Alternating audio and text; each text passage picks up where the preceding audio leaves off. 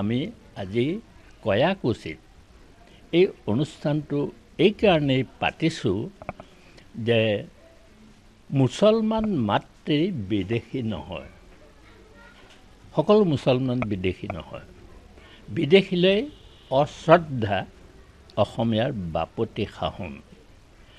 জাকত জিন যোৱা বিদেশীলৈ শ্ৰদ্ধা সিও আমাৰ বাপতি সাহোন।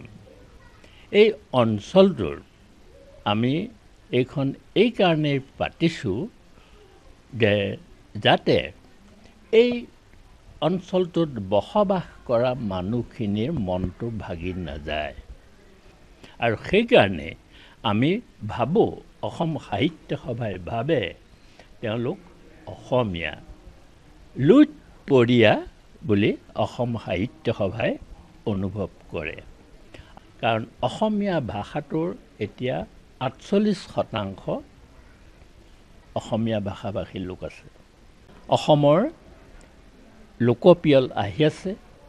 এইবাৰ চৰ চাপৰিবাসীয়ে যদি সহযোগ নকৰে, অসমীয়া লোক ছেকেণ্ড ৰেট চিটিজন হোৱাটো শতকৰা 100% খাটাং। আজি ইয়ালৈ আহিছোঁ, তেওঁলোকে আমাক কৈছে আমি কেতিয়াও ব নেলেখোঁ, অয়ে লিখিম। গতিকে এইটো এটা অসমীয়া জাতিৰ বাবে আমাৰ এটা বৰ ইতিবাচক দিশ। চৰবাসীয়ে যদি অসমীয়া বুলি নক'লেহেঁতেন 2031 চন, 2041 চন, 2051 চনত অসমীয়া ভাষাভাষী সংখ্যা লঘিষ্ঠ হ'লহেঁতেন। অহা যিটো চেঞ্চাছ, সেইটো হৈছে আমাৰ মূল লক্ষ্য। আজি ইয়ালৈ আমি আহিছোঁ, আমি আশা কৰিছোঁ ইয়াৰ সকলোৱে কেতিয়াও ব নেলেখে, তেওঁলোকে অসমীয়া ভাষা বুলিয়েই নিজৰ পৰিচয় দিব। আমাৰ লক্ষ্যটো হ'ল আমি যাতে কোনো অসমীয়া জাতিটো যাতে ছেকেণ্ড ৰেট চিটিজন হ'বলৈ নাযায়। বড়ো জনগোষ্ঠীয়ে তেওঁলোকে কেতিয়াও অসমীয়া বুলি নকয়, বড়োৱে ক'ব, নহয় নহয়, মিচিঙে মিচিং বুলিয়েই ক'ব।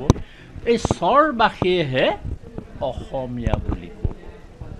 যিখিনি চৰ অঞ্চল আছে তেওঁলোকৰ 100খন স্কুল আছে, মোৰ ইয়াতে সোমাই আছে, কোনেও স্কুলত কোনো ফেইল কৰা নাই। আচৰিত কথা। চৰ অঞ্চলত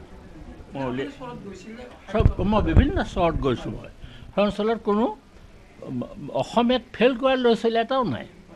মই হজ সমিতিৰ যেতিয়া বিদায় হৈছিলে, তাত মই এটা বাক্য কৈছিলোঁ যে অসমীয়া ভাষা শুদ্ধকৈ লিখা আৰু অসমীয়াত 100ৰ ভিতৰত 100 নম্বৰ পোৱা ছাত্ৰ ছাত্ৰী চৰ অঞ্চলতহে আছে। আৰু এটা কথা মন কৰিব, কম বহুতেই কম। অসমীয়াত ফেইল কৰা লোকৰ সংখ্যা কম, বেছি মানে শিৱসাগৰ জিলা যোৰহাটত অসমীয়াত ফেইল কৰা ল'ৰা ছোৱালী বেছি, কিন্তু চৰ অঞ্চলত এটা ল'ৰা ছোৱালীও, মোৰ ষ্টেটিষ্টিক্স আছে, মই এনেই কোৱা নাই, কোনো অসমীয়াত ফেইল কৰা নাই। সুন্দৰ আৰু হাতৰ আখৰ আপুনি কি চাব।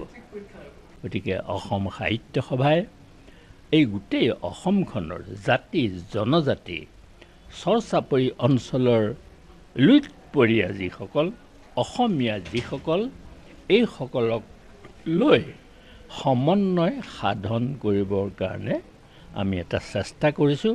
কিয় ৰাজনীতিয়ে সমাজখন ভাঙি থান বান কৰে আৰু অসম সাহিত্য সভাই হ'ল সংস্কৃতিৰে সেই ভগা হাড়বোৰ জোৰা দিব লাগে বুলি অনুভৱ কৰি আমি কয়াকুছিলৈ আহিছোঁ। গতিকে সেইটো বিষয়টো লৈ পেলাই মোক সামাজিক মাধ্যমত হেনো এই চৰ অঞ্চলতে ঘৰ এটা সাজি থাকিবলৈ ক'লে।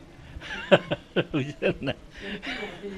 সেইটো একো নকওঁ, কাৰণ এইটো মোক গেঞ্জিত লগা ধূলি বুলি মই জোকাই দিলোঁ। গতিকে আমি ইয়ালৈ অহাৰ মূল কাৰণটো হৈছে সেইটো, আমি সকলো শান্তি আৰু সম্প্ৰীতিৰে বসবাস কৰিব খোজোঁ। আৰু গতিকে আমি এনেকুৱা এটা উদ্দেশ্য লৈ আহিছোঁ, আমি এটা বিচিত্ৰতাৰ মাজত আমি যেতিয়া ঐক্য সূত্ৰ এটা গঢ় দি তুলিব পাৰোঁ। এখন অসমখন যদি আমি এখন ফুলনি বুলি ধৰি লওঁ, তাত যদি এটা ৰঙৰ ফুল থাকে, সি কাকো আকৰ্ষণ কৰিব নোৱাৰে। ইয়াত বিভিন্ন জাতি জনগোষ্ঠী আছে, বিভিন্ন ৰং তাৰ মাজত আছে। সেইটোৱে হৈছে বিচিত্ৰ ৰূপ। সেই বিচিত্ৰ ৰূপটোৰ মাজতে আমি ঐক্য সূত্ৰডাল বিচাৰি উলিয়াব লাগিব আৰু সাংস্কৃতিক বন্ধনেৰে আমি বান্ধ খাই থাকি আমি নিজকে অসমীয়া বুলি পৰিচয় দিবলৈ আমি যত্ন কৰিব লাগিব, যিটো এই চৰ চাপৰিবাসীয়ে কৰিছে।